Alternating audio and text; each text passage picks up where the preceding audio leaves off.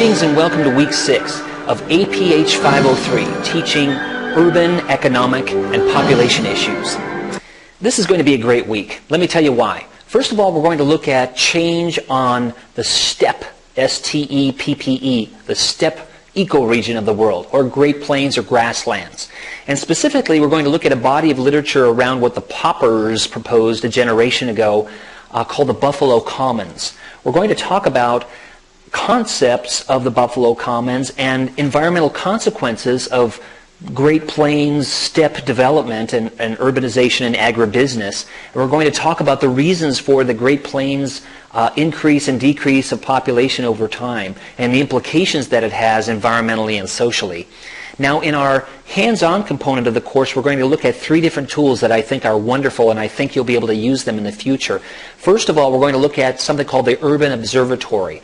It's a rich set of data and online live maps that you can use to compare variables in different urban areas around the world. Wonderful tool.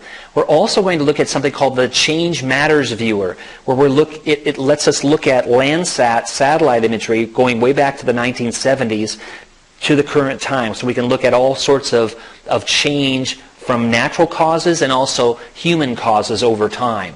And finally, we're going to look at a tool that you're already familiar with, ArcGIS Online, to look at just a few simple different image types, namely topographic maps and current satellite imagery, to look at change over space and time. So that's going to be fascinating. Now, in the quiz portion of our week, we're going to look at what about the future of the Great Plains ecoregion based on what we learned? Also, how could you use the Urban Observatory and the Change Matters Viewer in your own instruction? And also reflecting on the analysis tools that we've used thus far in the course in your own classroom settings.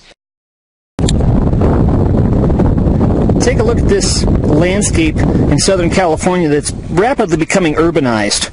Notice these spatial patterns. You've got these section line roads, you've got these rectangular and square fields, all the way up to these chaparral hills. In fact, some of these houses are being built into the chaparral hills.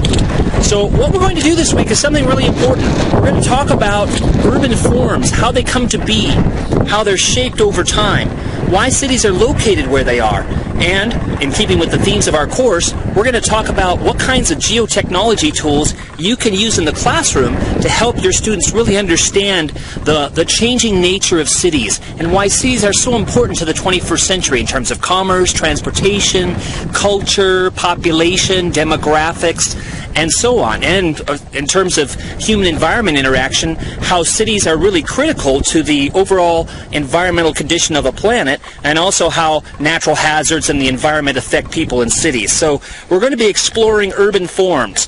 We're going to do that with a variety of tools. One of them is called the Urban Observatory. It's a fascinating tool that lets us look at different variables for different selected urban areas across the planet. And we'll be using other tools as well. So let's get started. Thanks.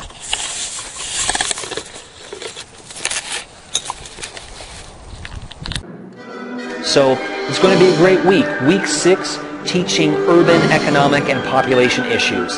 Thanks. See you online.